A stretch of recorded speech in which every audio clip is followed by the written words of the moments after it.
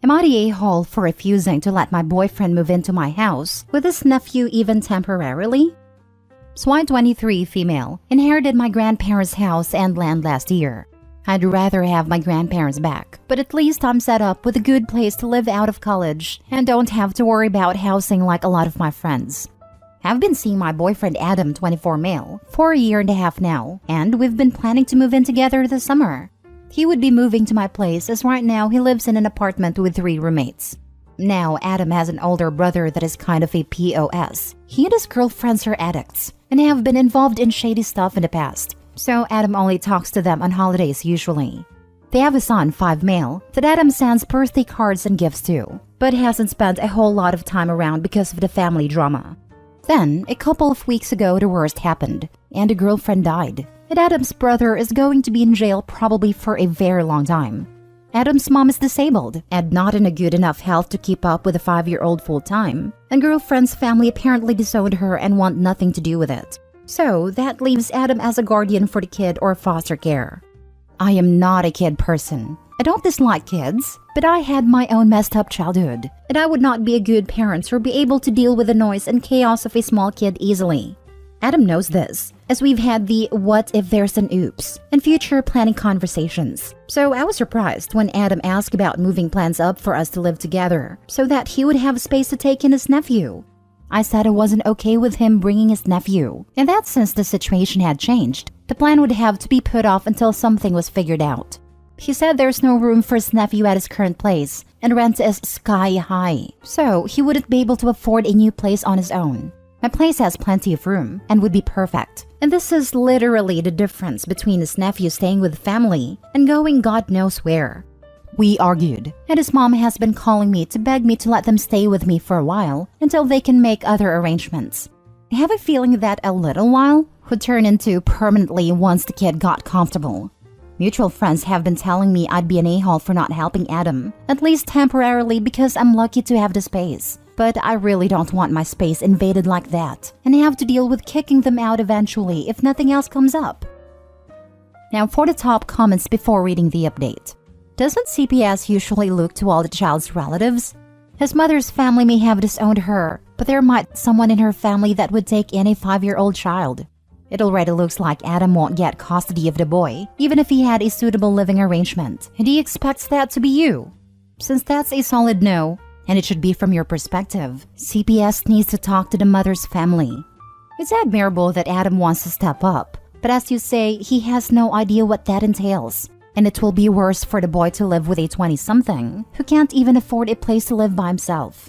Has there been any word about her family? As far as I know, nobody else has agreed to take the kid. His mom was telling me that nobody from the girlfriend's side will even claim her body, so they were trying to figure out what to do about that as well. Unpopular opinion, but you're the a-hole. Taking them in long-term is one thing, but helping them out until they find a better place is not a big ask. If you are worried, then write a lease. Talk to him and make sure he understands that this is just until they find a new place. I'm sure your boyfriend is having a hard time with this situation too. It's a lot bigger deal than that. Even with a lease, if Adam can't find somewhere and refuses to go, I would have to give them 30 days notice to move before starting eviction. And that would take at minimum like 30 days beyond that. So then I'm stuck for at least an extra month or 2 with 2 people in my house that I don't want there. One an angry ex, the other an already traumatized kid who will be taken back by CPS anyway if Adam is evicted with no place to go and doesn't need to be exposed to any more adults fighting an instability. This is one reason why it's obvious to me that Adam isn't ready to parent this kid. He doesn't have a plan that doesn't involve other people doing most of it for him. It seems like your boyfriend is maybe going to have to decide whether he wants to take care of his nephew or be with you. I told my husband that I would be the parent of 4 kids if anything happened to my sister or brother-in-law when we first got together. I don't want kids and neither does he, but he married me knowing there was a chance we could end up guardians. At the end of the day, it's your life, your house, and your peace. You get to decide what you're comfortable with. No a-holes here. Also, squatters' rights are a pain in the butt. There's a show on Netflix called Worst Roommate Ever, and one of the episodes is about roommates who refused to leave and the nightmares of tenancy rights. Not a-hole, but this is the end of your relationship. Yeah, Sadly, it probably is. I'd be happy to continue dating seriously without living together, because it would still be a year or two before I'd feel comfortable getting engaged and married. And that's plenty of time to work on a solution. But if it's now or bust, I'm going to have to pick bust. Feeling pressured into things is a big deal for me. Yeah, getting forced into that kind of thing by circumstance is a slippery slope to resentment and regret for everyone involved. Not a-hole, pure doing the right thing. Yes, the pressure will never end. You're absolutely making the right decision. Stop accepting calls from his mom. Block her number. You need to get yourself some new friends too. Don't let those mutual friends pressure you. If they won't accept a no for an answer now, it won't get any easier once they're in your home. Not the hole. Now for the updates. Well, decision made. I broke up with him last night. Reading all the responses made me realize that I don't actually want him to move in, with or without his nephew at this point. He did not take it well at all, but probably another reason this wasn't going to work in the end. Hopefully, he and his mom can figure something out together. Update 2. A small update for this. Some of you guys were totally right about his intentions. He dropped the idea of taking his nephew in a few days after I broke up with him, and called from a mutual friend's phone to ask me to take him back.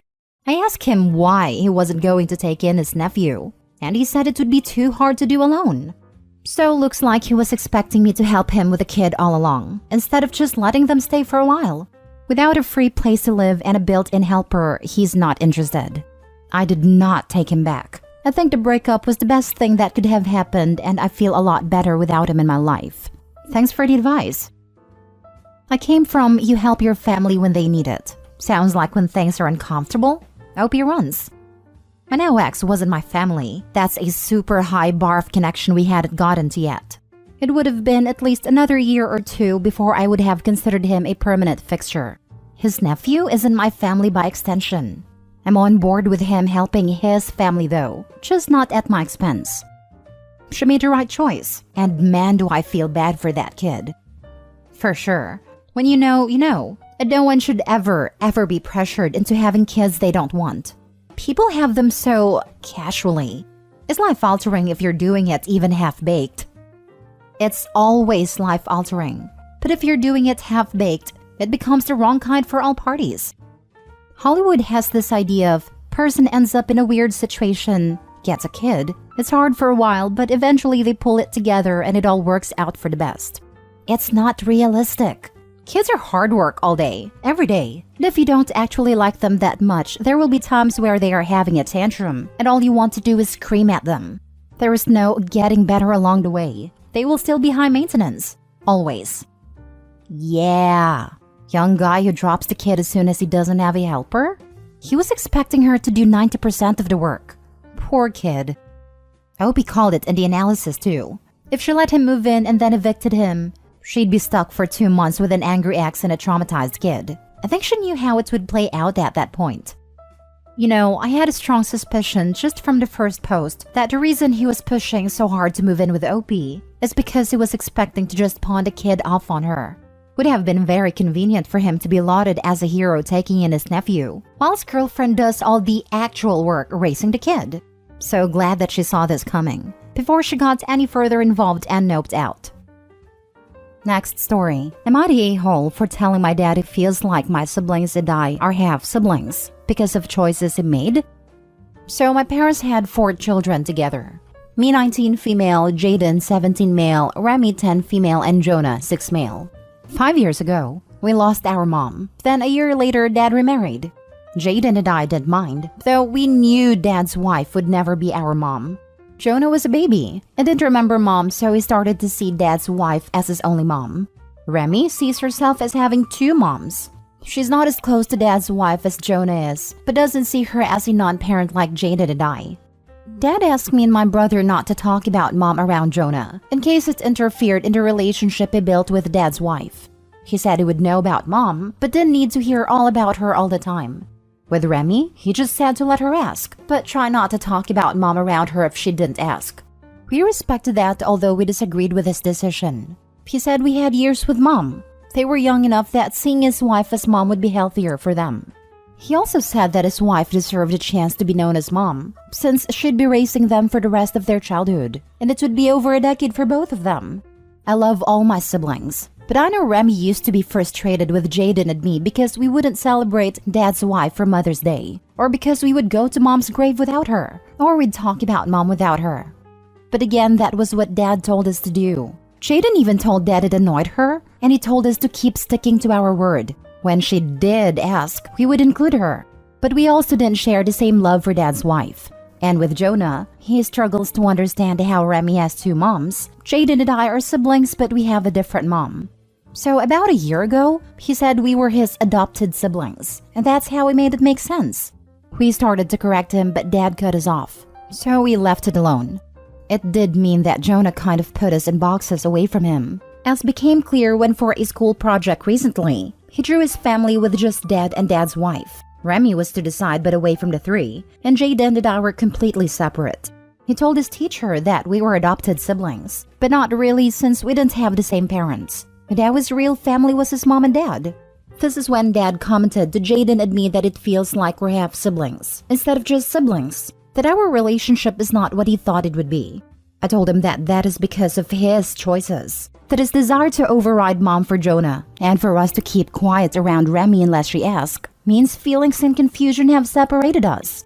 Dad told me it wasn't fair to blame him, and if Jaden and I had just been more open to his second mother, none of this would have happened.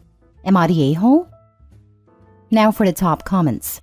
Your dad literally told you not to explain that you weren't adopted siblings. What did he expect?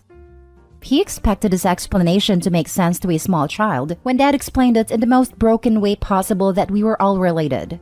He tried to say all related through him, but failed to see where confusion would come in when Jonah didn't understand different moms, multiple ones, and living together but claiming different moms. I'm pretty sure he attempted to make it simple, but simple in a full-grown man's head is not always going to be simple to a 5-year-old child. Not the a-hole. Your dad should seek out some family therapy for all of you ASAP. I don't see that happening, especially because he would have to face the reality that who Mom is to all of us is not only different, but has led to some very complicated feelings in 2 young kids, as well as a feeling of being left out.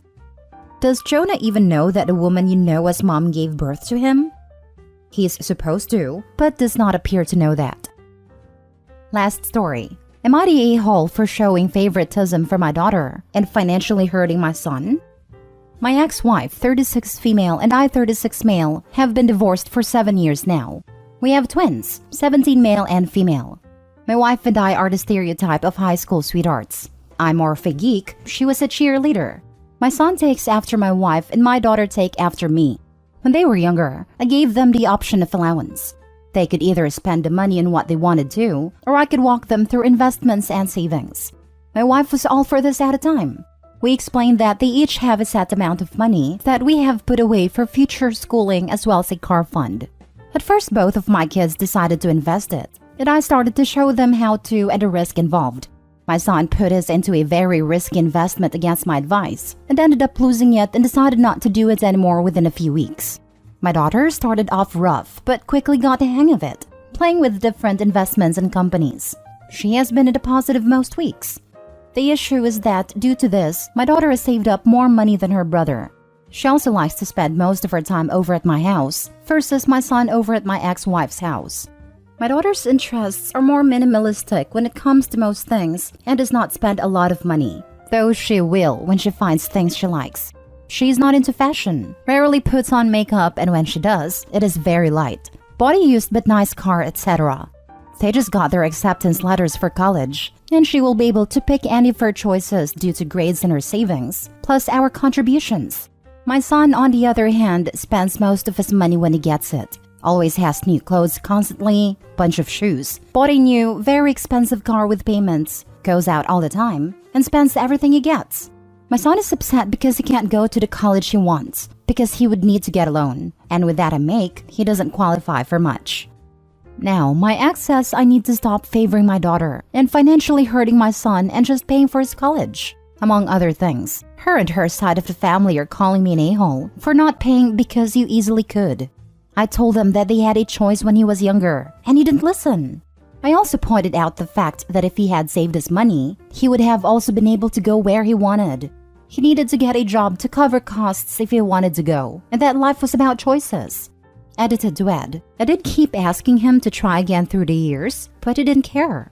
I gave up almost 2 years ago when he said he wanted to live almost full-time at his mom's house, and we had an argument that made me back off. I didn't just stop and drop it when he was really young. We did not give him his college fund. He has enough money in his college fund that he can attend a community college for 4 years, or a good college for 2.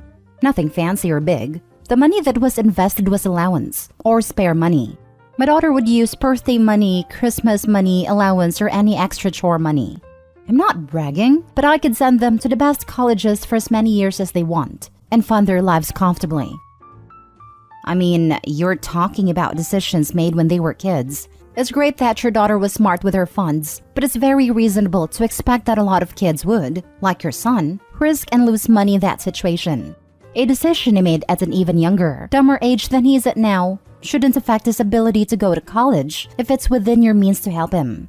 Edit, I get that the son has been wasting a significant amount of money all along, but 1. As someone else mentioned, kids' brains are in the process of developing in their adolescence, and some are further behind than others in that process. 2. It's been obvious for a long time that in his youth, the son has not been capable of handling his money intelligently. Right now, he's 17 and still a dummy. But as he becomes 18, 19, 20 and older, he's going to be maturing and quite possibly become a non-dummy adult. What happened to that adult's college funds? Well, his dad knowingly gave those funds to a complete dum-dum. That would be a rewarding son for not saving. At most, let him live at home and go to community college. If you do not teach kids that actions have consequences, they will not learn. Otherwise, he is giving more to son than his daughter.